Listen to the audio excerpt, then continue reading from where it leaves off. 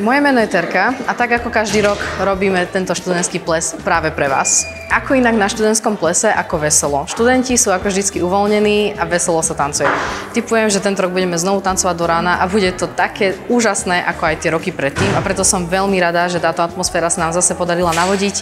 Tak ako aj predtým sme sa vždy snažili výjsť čo najviac v ústretí študentom aj učiteľom. Musím povedať, že to bolo teda trošku vyzývavé, ale dalo sa. Môj pocit úplne na prvýkrát bolo wow, máme úžasnú dekoráciu tento rok a musím povedať a veľmi sa poďakovať všetkým, kto sa na tom podielali, pretože celá tá atmosféra, aj celé to zorganizovať musí byť veľmi ťažké a na konci dňa sa vždy všetci veľmi tešíme, že tu môžeme byť, pretože nakoľko tu není veľa akcií, tak toto je jedna z tých, na ktorej veľmi záleží a my študenti ju úplne zbožňujeme, preto máme vždycky každý rok obrovskú účasť a sme veľmi radi, že sa tu stretávame, že tu môžeme nadviazať nové priateľstvá, že sa tu môžeme zabaviť a môžeme byť predovšetkým spolu a uvoľniť sa.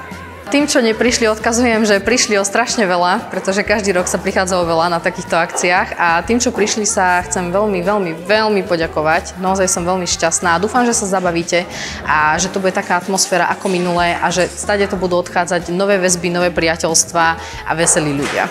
Atmosféra plesu je veľmi dobrá, veľmi sa tu páči všetkým hosťom aj mne a programy boli tiež vynikajúce. Na tomto plese som už tretíkrát a stále sa tu vieme dobre zabaviť. Prišiel som sem s jedným kamarátom z inej školy a zatiaľ sa mu tu páči, nehovorí nič zle. Jedlo je tiež dobré, máme jednu večeru a potom máme kapusnicu. Odporúčil by som to každému, kto má rád plesy, mladým, starším a zúčastnil by som sa aj budúci rok, ale nemôžem bohužiaľ, lebo už som piatak, poviem príjemnú zábavu.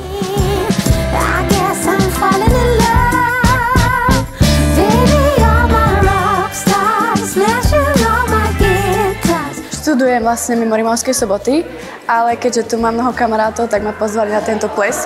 A bola som veľmi milo prekvapená, pretože na valentínskom plese som v živote nebola. Je to novinka, ale milá, pretože takéto tematické plesy sú málo kde. Tak ako prvé, čo ma uhorilo, bola výzdoba. Taktiež tá atmosféra, že tu boli rôzne programy, vystúpenia, tance. Najviac sa mi páčil otvárací valčík. Predovšetkým ďakujem mojim kamarátom, ktorí ma sem zavolali. Keby môžem, tak takýto ples odporúčim hocikomu, kto sa rád zabáva, má niekoho milujúceho, ale stačí kamarát.